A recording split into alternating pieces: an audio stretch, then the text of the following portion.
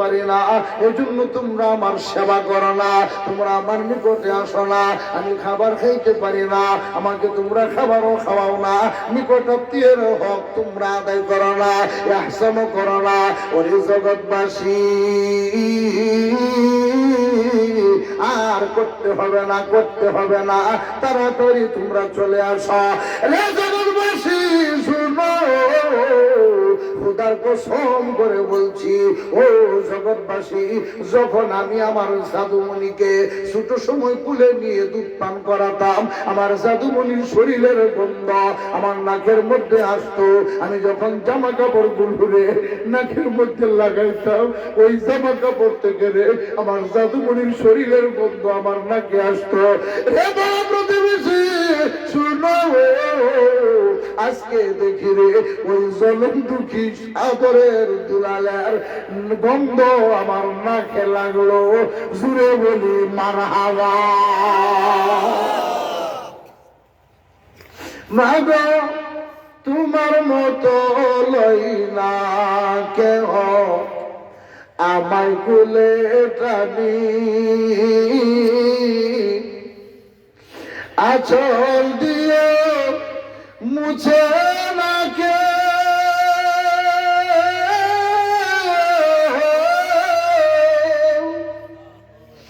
আঁচল দিয়ে মুছে না কে আমার চোখের পানি।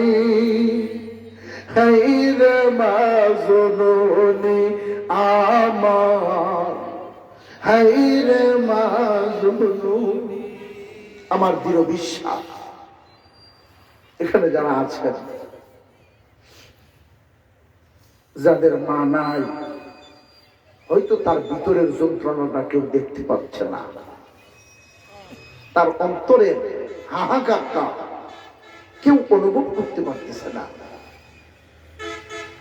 বাবা, মা থাকতে মার কদর বুঝো, বাবা থাকতে বাবার কদর বুঝো। ওলি আল্লাহদের দরবারে আসলে সর্বপ্রথম মা বাবার ওসিয়ত ওলি আল্লাহদের। মারহাবা বলেন। জনম দুঃখী মা মনে আছে তো?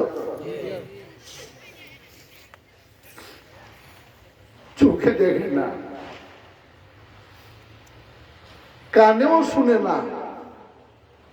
ওই দিন বলে পাড়া প্রতিবেশী, তোমরা বিশ্বাস করবা না, আমি যে ছোট সময় আমার জাদুমণিকে কুলে নিয়ে দুধ পান করাতাম, আমার নাকে একটা গন্ধ লাগতো।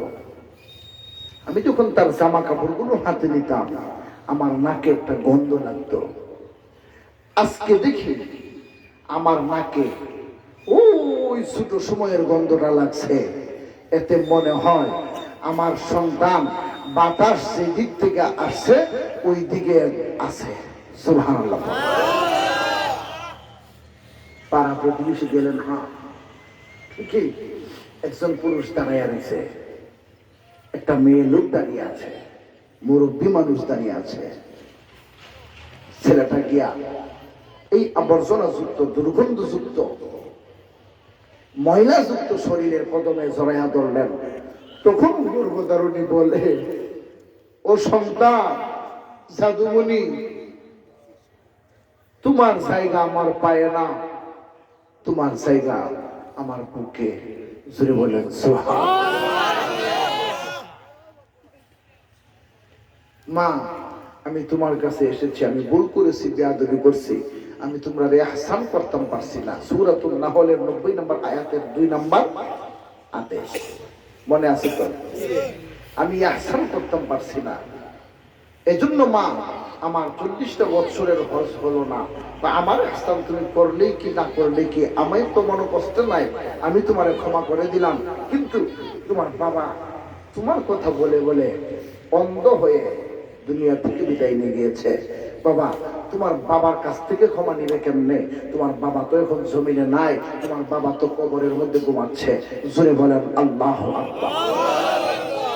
এই কথা বলে মাও কান্দে, সন্তানও কান্দে, ওই বন্ধুও কান্দে, বিবিও কান্দে।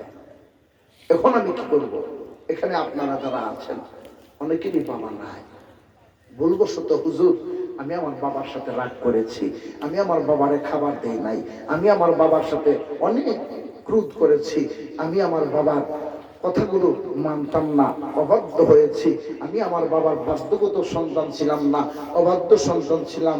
হুজুর গো, আমার আব্বা কবরের বাসিন্দা, আমি প্রতিদিন আমার বাবার কবরের পাশে দিয়ে হেঁটে যাই, আমার বাবার কবরে কেমন আছে আমি জানি না, আমি দেখি না, আমি খবরও পাই না, আমি মাফ নিতাম কেমনে? সূরাতুন নাহলে আমার আল্লাহ আমার হিসাবে সেই দিয়ে দিয়েছেন। ও জগৎবাসী, হ্যাঁ হ্যাঁ, তোমরা যদি তোমাদের মাতা পিতার আহসান না করো, তোমাদের পরিণতি এমন হবে, আর যদি আহসান করতে পারো, সে 40 বছর নয়, একবার তুমি একটা সেজদা দিবে, সেই সেজদার বিনিময়ে কতটুকু সওয়াব হবে সেই জিবরাইল ফেরেশতা গণনা করে শেষ করতে পারবে না। চিৎকার দিয়ে বলেন ঠিক কিনা?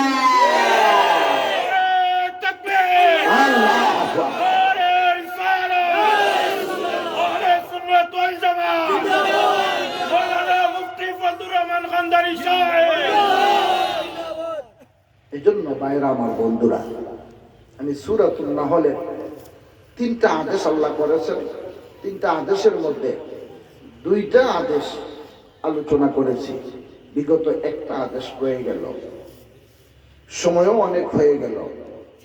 তবে আপনাদের কাছে আমার বিনীত অনুরোধ থাকবে, আমরা ওলি আল্লাহর দরবারগুলো